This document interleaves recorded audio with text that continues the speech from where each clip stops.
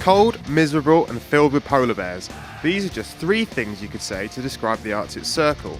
However, developer Big Studios decided to liven up the Arctic Circle with its own brand of arcade racing in the form of Motorstorm Arctic Edge.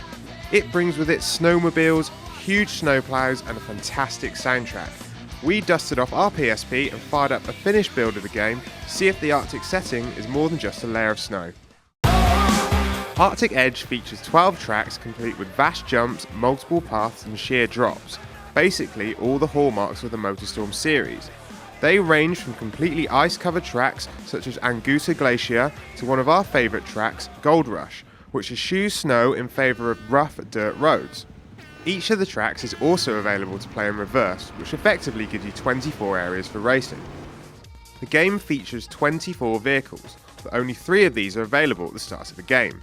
The initial options are the Jester BBXS buggy, the Atlas Journeyman dump truck and the ever-dependable Wasabi Katana dirt bike. New to the game are some snow-specific vehicles, including snowmobiles and a snowplow, which are great for navigating some of the ice and snow-covered tracks. We drove our way through several tracks in festival mode, which consists of 8 different ranks to complete.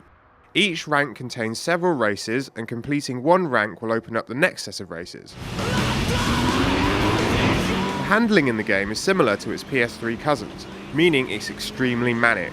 Though there are only 8 vehicles on screen at a time, compared to the PS3 version's 16, the racing still feels hectic as rival racers do as much as possible to nudge you off the track into a wall or off a cliff.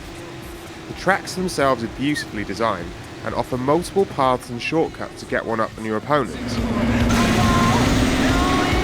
The Gold Rush track in particular has several paths to choose from, with some great narrow railroad tracks that favour smaller vehicles.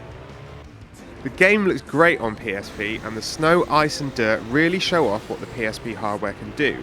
We particularly like the consistent frame rate, which lends a real sense of speed to the races even without the fancy blur effects of the PS3 version. Also worthy of mention is the soundtrack, which includes such bands as Radiohead, Queens of the Stone Age and Pendulum. The game is due out on September 18th, so check out GameSpot for our full hands-on.